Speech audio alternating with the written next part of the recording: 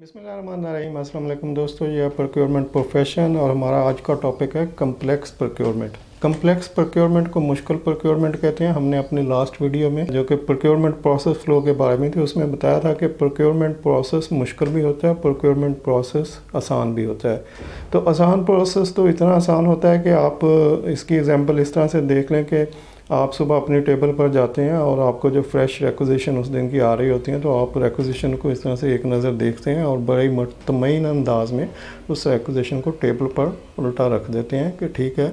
अभी चाय आ रही है तो मैं चाय पीने के बाद इस रिक्विजिशन को प्रोसेस कर दूंगा, शाम तक कोटेशन लूँगा, पीओ इशू करूँगा और कल डिलीवरी हो जाएगी और ट्रांजैक्शन 1-2 दिन में पेमेंट के लिए फॉरवर्ड हो जाएगी और क्लोज़ हो जाएगी।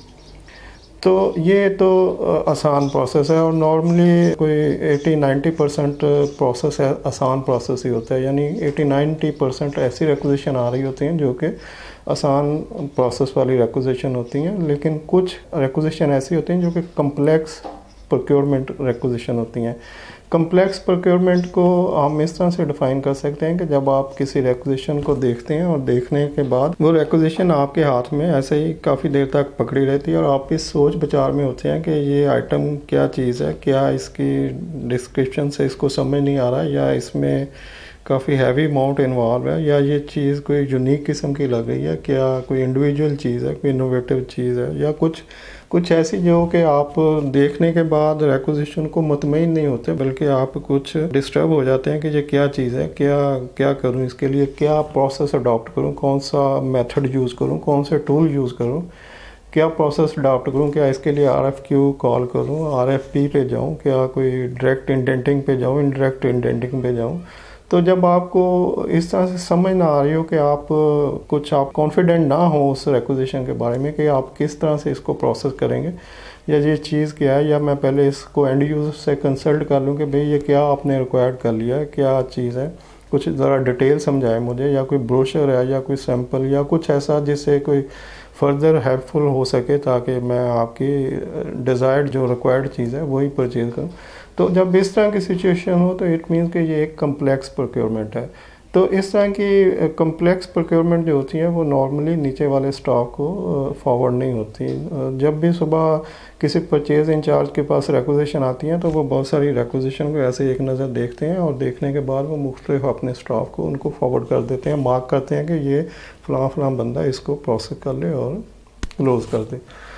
तो अगर इस तरह की सिचुएशन ना हो और परचेज इंचार्ज जो है वो रिक्विजिशन देखने के बाद उसको अपनी टेबल पर उल्टा करके रख दे कि ठीक है, इसके बारे में मैं सोचता हूँ कि क्या करना है, या एंड यूज़र से कंसल्ट करता हूँ, या कोई टेक्निकल असिस्टेंस लेता हूँ, या इसमें ज़्यादा फिनांस इन्वॉल्व है तो हैवी अमाउंट है तो मैं पहले फिनांस वालों से पूछ लूँ कि क्या इतना बजट अवेलेबल है। तो इस तरह के जब क्वेश्चन आपके जहन में आ जाए रिक्विजिशन को देखने के साथ ही, तो इसका मतलब कि ये एक कम्प्लेक्स प्रोक्योरमेंट है। दोस्तों, कम्प्लेक्स रिक्विजिशन में या कम्प्लेक्स प्रोक्योरमेंट में आपके पास या तो रिक्विजिशन पर इंफॉर्मेशन कम हो सकती है तो तब भी वो कम्प्लेक्स प्रोक्योरमेंट है, या इंफॉर्मेशन तो सफिशेंट है लेकिन कोई इनोवेटिव चीज़ है, कोई नई आइटम है, तब भी आप उसको कम्प्लेक्स प्रोक्योरमेंट में ही काउंट करेंगे, या उसमें रिस्क ज़्यादा इन्वॉल्व है तो तब भी वो कम्प्लेक्स प्रोक्योरमेंट है क्योंकि वो आप कभी भी किसी स्टाफ मेंबर को फॉरवर्ड नहीं करेंगे क्योंकि ये रिस्की आइटम है तो आप उसको खुद लुक आफ्टर कर रहे होंगे, तो ये कम्प्लेक्स प्रोक्योरमेंट है। या उसमें मार्केट लिमिटेड है, वेंडर कम में अवेलेबल है, सोर्सेज कम है, यानी उसकी मैन्युफैक्चरिंग कम है, तो कम अगर सोर्सेज अवेलेबल हो तब भी वो कम्प्लेक्स प्रोक्योरमेंट है। या उसमें कैटेगरी ज़्यादा है, जैसे कोई बड़ा प्रोजेक्ट है, कोई प्लांट मशीनरी है तो उसमें डिफरेंट कंपोनेंट्स या इक्विपमेंट जो आ रहे होते हैं तो वो डिफरेंट सोर्सेज से कलेक्ट करने पड़ते हैं, या उनके लिए डिफरेंट परचेज ऑर्डर, एक ही रिक्विजिशन के ऊपर आप डिफरेंट बाइंग कर रहे होते हैं, कैटेगरीज डिफरेंट होती हैं, तो भी ये कम्प्लेक्स प्रोक्योरमेंट है।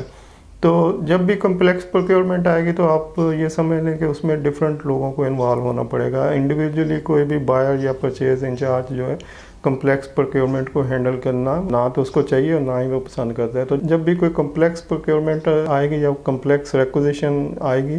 तो उसके लिए अल्टीमेटली उनको फाइनेंस वालों को भी कंसल्ट करना पड़ेगा, टेक्निकल लोगों को भी कंसल्ट करना पड़ेगा, एंड यूज़र से भी इंफॉर्मेशन लेनी पड़ेगी, या एक टीम बना दी जाती है इस तरह की प्रोक्योरमेंट के लिए जैसे आप लोग अपनी अपनी इनपुट उसमें ऐड करें और अपनी अपनी एक्सपर्टीज़ को शेयर करते हुए उस प्रोक्योरमेंट को फाइनल करें, ताकि कोई रिस्क ना आए और टाइमली वो प्रोक्योरमेंट कंप्लीट हो जाए। दोस्तों, किसी भी कॉम्प्लेक्स प्रोक्योरमेंट में प्रोक्योरमेंट कितनी कॉम्प्लेक्स हो सकती है ये डिपेंड करता है कि उस रिक्विजिशन में कितनी अनसर्टेनिटी है। जितनी अनसर्टेनिटी ज़्यादा होगी उतनी वो कॉम्प्लेक्स प्रोक्योरमेंट काउंट होगी।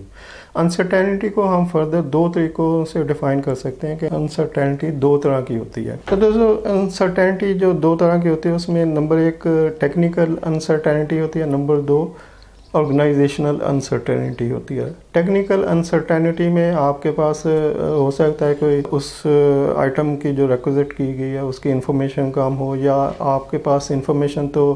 प्रॉपर हो लेकिन वो इनोवेटिव आइटम हो, जैसे कि वो इससे पहले परचेज़ नहीं की गई है, टेक्निकल आइटम है। इसकी एग्जांपल हम इस तरह से ले सकते हैं, जैसे आपके पास विंड मिल की एनर्जी प्लांट की रिक्विजिशन आ जाए कि आपने एक विंड मिल प्लांट परचेज़ करना है एनर्जी प्रोड्यूस करने के लिए, या आपने बोइंग परचेज़ करना है, या आपने इस तरह से कोई भी यूनिक चीज़ जिसमें आपके पास मार्केट लिमिटेड हो, रिस्क ज़्यादा हो, अमाउंट बहुत बड़ी हो, या इनोवेटिव चीज़ हो और उसकी टेक्निकल ना हो कम हो, एक्सपर्टीज़ कम हो, तो इस तरह की अनसर्टेनिटी को हम टेक्निकल अनसर्टेनिटी कहते हैं। दूसरी तरह की अनसर्टेनिटी ऑर्गेनाइजेशनल अनसर्टेनिटी होती है। ऑर्गेनाइजेशनल अनसर्टेनिटी में सबसे बड़ी अनसर्टेनिटी आपके पास फाइनेंस की अनसर्टेनिटी होती है। जो भी बड़े प्रोजेक्ट हैं उसमें आपको फाइनेंस की अवेलेबिलिटी को इंश्योर करना पड़ता है, तब भी आपको एक टीम बिल्ड करनी पड़ेगी, तो आपको फाइनेंस वालों को इन्वॉल्व करना पड़ेगा ताकि वो प्रॉपरली फाइनेंस के लिए आपसे कोऑर्डिनेट कर लें। फाइनेंस की इस एग्जांपल को हम एक बोर्ड पे आपको एक फर्दर इलस्ट्रेशन भी दे देते हैं कि किस तरह से फाइनेंशियल बड़े प्रोजेक्ट की फाइनेंस को इन्वॉल्व किया जाता है। दोस्तों, कॉम्प्लेक्स प्रोक्योरमेंट को आप इस तरह से समझ लें कि ये एक बायर है या एक मैन्युफैक्चरर है जो सेल कर रहा है अपने प्लांट एंड मशीनरी को। तो बायर अपने प्लांट एंड मशीनरी को मैन्युफैक्चरर से नेगोशिएट कर लेता है, उसके बाद वो फाइनेंसिंग के लिए अपने बैंक को कांटेक्ट करता है। अब पाकिस्तान में जो जितने भी बैंक हैं वो फाइनेंसिंग के लिए स्टेट बैंक के अंडर काम कर रहे होते हैं, तो बैंकों की फाइनेंसिंग रिस्ट्रिक्टेड होती है, लिमिटेड फाइनेंसिंग होती है, वो अनलिमिटेड फाइनेंसिंग नहीं कर सकते। तो फॉर एग्जांपल आपका एक बड़ा प्रोजेक्ट है, आप एक पावर प्लांट ले रहे हैं जो कि बैंक की फाइनेंसिंग में उतनी अमाउंट नहीं आती, तो बैंक फर्दर आगे किसी फाइनेंसिंग कंपनी से जो फाइनेंस प्रोवाइड करते हैं बैंक इनसे कांटेक्ट करेगा। अब अगर आप डायरेक्ट इस फाइनेंसिंग कंपनी से कांटेक्ट करते हैं तो ये बैंक ये आपको बगैर किसी गारंटी के या बगैर किसी इन्वॉल्वमेंट के, किसी सिक्योरिटी के आपसे पे ट्रस्ट नहीं कर सकता। इसी तरह से मैन्युफैक्चरर भी आप पे ट्रस्ट नहीं कर रहा पेमेंट को, तो मैन्युफैक्चरर को पेमेंट चाहिए और आपको वो प्लांट डिलीवर कर देगा। आप अपने बैंक से पूछते हैं, बैंक कहता है कि हमारे पास इतनी फाइनेंसिंग अवेलेबल नहीं, हमें ये नहीं कर सकते। आप फाइनेंसर से पूछते हैं, फाइनेंसर कह रहा है कि मुझे आप पे ट्रस्ट नहीं है, तो आप क्या करते हैं, आप बायर जो है वो अपने बैंक से कॉन्टैक्ट करते हैं, बैंक जो है फाइनेंसिंग कंपनी से कॉन्टैक्ट करता है, फाइनेंसिंग कंपनी मैन्युफैक्चरर से करती है। आपने डायरेक्ट नेगोशिएट कर लिया है, फाइनेंसिंग कंपनी ने उस नेगोशिएटेड अमाउंट के ऊपर अपना इंटरेस्ट इन्वॉल्व करके या मैन्युफैक्चरर को पेमेंट कर दी और अपने नाम से वो प्लांट मशीनरी खरीद के आपको प्रोवाइड कर दिया। अब प्लांट एंड मशीनरी आपको आ रहा है, पेमेंट फाइनेंसर कर रहा है, लेकिन फाइनेंसर के पीछे ये बैंक इन्वॉल्व है और इस बैंक को आप लुक आफ्टर कर रहे हैं। तो जब जैसे ये प्लांट एंड मशीनरी डिलीवर हो जाएगा तो आपकी जो इस बैंक के साथ टर्म्स एंड कंडीशन है, फॉर एग्जांपल वो कुछ इंस्टॉलमेंट में पेमेंट होनी है या एडवांस होनी है जो भी, तो आप अपनी उस प्लांट एंड मशीनरी की जो इंस्टॉलमेंट है वो इस बैंक को प्रोवाइड करेंगे, बैंक आगे फाइनेंसिंग कंपनी को पे करेगा और फाइनेंसिंग कंपनी ऑलरेडी इसको फुल अमाउंट पे कर चुकी है। तो ये एक फाइनेंशियली प्रोक्योरमेंट की कम्प्लेक्स एग्जांपल है, इसको इंडिविजुअली कोई भी प्रोक्योरमेंट इंचार्ज हैंडल नहीं कर सकता। इसके लिए आपको अपने फाइनेंस डिपार्टमेंट को इन्वॉल्व करना पड़ेगा, आपको अपने टेक्निकल लोगों को इन्वॉल्व करना पड़ेगा। तो इसके लिए एक टीम होगी जो कि प्रोक्योरमेंट में उस रिक्विजिशन को प्रोसेस करेगी जो कि कम्प्लेक्स प्रोक्योरमेंट की रिक्विजिशन है। दोस्तों, कम्प्लेक्स प्रोक्योरमेंट में एक और फैक्टर इन्वॉल्व होता है, वो होता है स्ट्रक्चरल पर्सपेक्टिव। स्ट्रक्चरल पर्सपेक्टिव भी दो तरह का होता है, एक टेक्निकल स्ट्रक्चरल पर्सपेक्टिव होता है और दूसरा ऑर्गेनाइजेशनल स्ट्रक्चरल पर्सपेक्टिव होता है। टेक्निकल स्ट्रक्चरल पर्सपेक्टिव को हम इस तरह से एक्सप्लेन कर सकते हैं कि हर ऑर्गेनाइजेशन की ज़रूरत होती है, हर ऑर्गेनाइजेशन ये चाह रही होता है कि वो state of the art plant machinery को यूज़ करे या ऐसी नई टेक्नोलॉजी जो भी इंट्रोड्यूस हो रही है मार्केट में वो अपनी प्रोडक्शन में इम्प्लीमेंट करे या अपनी ऑर्गेनाइजेशन में इम्प्लीमेंट करे। तो जो भी न्यू टेक्नोलॉजी इन्वेंट हो रही होती है, जब ऑर्गेनाइजेशन ये डिसाइड करती है तो जो लोग काम कर रहे होते हैं, एम्प्लॉयज़ जो होते हैं, वो उस पर एग्री करने में कुछ हेजिटेट होते हैं। तो लोग कभी भी चेंज को ना तो लोग पसंद करते हैं, क्योंकि चेंज के लिए उनको स्टडी करनी पड़ती है, उनको अपने नॉलेज को अपडेट करना पड़ता है, उनको अपनी इन्फॉर्मेशन बढ़ानी पड़ती है, और इस तरह की लेबर को पेन लेने के लिए कोई भी एम्प्लॉय तैयार नहीं होता। लोगों की कोशिश होती है कि वो उसी ट्रेडिशनल वे में जिस तरह से काम करते आ रहे हैं उसी काम को जारी रखें, और नए किसी तरह की नई स्ट्रगल करने के लिए वो हेजिटेटेड होते हैं। तो लेकिन ऑर्गेनाइजेशन ये चाह रही होती है कि वो एक नए टेक्नोलॉजी को इंट्रोड्यूस कराए। तो इस तरह की जो ऐसी रिक्विजिशन होंगी जो कम्प्लेक्स प्रोक्योरमेंट की, वहाँ पे एक फैक्टर ये भी इन्वॉल्व होता है कि वहाँ पर जो स्ट्रक्चरल पर्सपेक्टिव है, जो टेक्निकल साइड पे स्ट्रक्चरल पर्सपेक्टिव है, वो एक हिंड्रेंस होती है जो कि प्रोक्योरमेंट को कम्प्लेक्स प्रोक्योरमेंट बना देती है। इसकी एक और मिसाल मैं आपको इस तरह से दे सकता हूँ, जैसे कोई ऑर्गेनाइजेशन अगर अपने विंडो बेस सर्वर को चेंज करते हुए अपनी पूरी ऑर्गेनाइजेशन को ओएस सिस्टम पे लाना चाहती है, तो ये एक देखने में एक ये सिंपल रिक्विजिशन है कि आपने विंडो से ओएस पे कन्वर्ट करना है, लेकिन इसके लिए आपको पूरा अपना आईटी का सिस्टम चेंज करना पड़ेगा, और आईटी के रिलेटेड जितने लोग होंगे और उसके बाद जो जितने लोग आगे काम कर रहे होंगे कंप्यूटर पे, उन सबको लिए उनकी ट्रेनिंग चाहिए, उनके लिए एजुकेशन चाहिए उनके लिए, क्योंकि सिस्टम चेंज हो रहा है। तो इस तरह की चेंज को लोग पसंद नहीं करते, तो लोग उसमें हिंड्रेंस डालते हैं, और इस तरह से वो प्रोक्योरमेंट जो है वो कम्प्लेक्स प्रोक्योरमेंट में कन्वर्ट हो जाती है। दोस्तों, टेक्निकल स्ट्रक्चर पर्सपेक्टिव की तरह एक और स्ट्रक्चर पर्सपेक्टिव होता है, वो होता है ऑर्गेनाइजेशनल स्ट्रक्चरल पर्सपेक्टिव। आपने देखा होगा कि किसी भी ऑर्गेनाइजेशन में डिफरेंट टाइप के, डिफरेंट एटीट्यूड के लोग काम कर रहे होते हैं, और वो इन्फॉर्मेशन को शेयर करना पसंद नहीं करते। वो लोगों को वो इन्फॉर्मेशन जो ऑर्गेनाइजेशन की बेटरमेंट के लिए रिक्वायर्ड होती है वो भी शेयर करना पसंद नहीं करते। तो इसकी एग्जांपल ये है कि जैसे एक डिफरेंट डिपार्टमेंट के जो इक्वल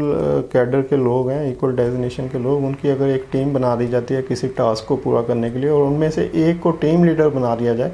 तो अब टीम लीडर को जो बाकी मेंबर्स होते हैं वो प्रॉपर इन्फॉर्मेशन देना गवारा नहीं करते। वो टीम लीडर को उतनी इन्फॉर्मेशन देते हैं जो कि क्रिटिकल होती है, जिससे वो समझते हैं कि हमारी मैनेजमेंट के सामने कुछ बेइज्जती ना हो, तो हम इसको उतनी इन्फॉर्मेशन दे दें, लेकिन वो सारी इन्फॉर्मेशन शेयर नहीं करते। लोग अपनी इन्फॉर्मेशन को शेयर करना पसंद ही नहीं कर रहे होते। बड़ी ऑर्गेनाइजेशन में इन्फॉर्मेशन स्कैटर्ड होती है, इन्फॉर्मेशन डिफरेंट लोगों के पास होती है, उसको इकट्ठा करना पड़ता है, और लोगों का एटीट्यूड जो होता है वो नॉन कोऑपरेटिव होता है,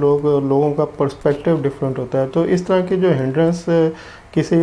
प्रोक्योरमेंट में आती हैं, वो प्रोक्योरमेंट को कॉम्प्लेक्स प्रोक्योरमेंट में कन्वर्ट कर देती हैं। तो दोस्तों, इस तरह से हमने देखा कि कोई भी रिक्विजिशन कितनी कॉम्प्लेक्स हो सकती है, वो उतनी कॉम्प्लेक्स हो सकती है जितनी उसमें अनसर्टेनिटी ज़्यादा होगी। और अनसर्टेनिटी क्या होती है? अनसर्टेनिटी यह है कि जब आप किसी रिक्विजिशन को देखते हैं, तो अगर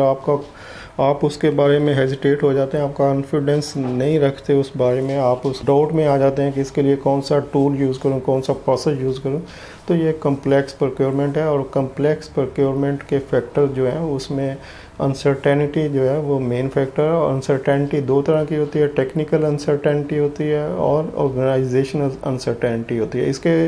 बाद पर्सपेक्टिव होता है लोगों का, तो पर्सपेक्टिव में भी ऑर्गेनाइजेशनल पर्सपेक्टिव होता है और टेक्निकल पर्सपेक्टिव होता है। तो जब भी इस तरह के पर्सपेक्टिव और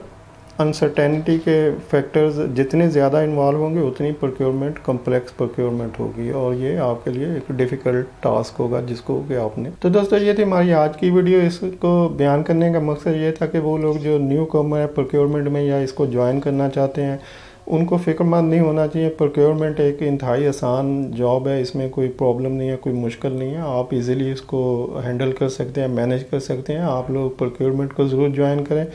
इसके लिए कि किसी भी एक्सपीरियंस की ज़रूरत नहीं है, किसी स्पेशल स्टडी की ज़रूरत नहीं है, और पाकिस्तान में वैसे भी प्रोक्योरमेंट की कोई एजुकेशन नहीं होती, तो आप इसको आसानी से परफॉर्म कर सकते हैं। आप बेफिक्र हो कि प्रोक्योरमेंट को ज्वाइन करें, और अगर कोई प्रोक्योरमेंट मुश्किल होती है, जो कि समटाइम टोटल आपकी प्रोक्योरमेंट में से 5 से 10% पॉसिबल है, वो आपके पास नहीं आती। वो हमेशा प्रोक्योरमेंट इंचार्ज या जो भी सीनियर मैनेजमेंट में लोग होते हैं वो उसको खुद हैंडल कर रहे होते हैं। उसको कम्प्लेक्स प्रोक्योरमेंट कभी भी स्टाफ के पास ट्रांसफ़र नहीं होती। तो दोस्तों, ये थी हमारी आज की वीडियो। उम्मीद है आप इस इन्फॉर्मेशन को अपनी डे टू डे जॉब या इंटरव्यू के दरमियान पूछेगा किसी क्वेश्चन के लिए हेल्पफुल पाएंगे। तो मिलते हैं नेक्स्ट वीडियो में। Till then take care and अल्लाह हाफिज़।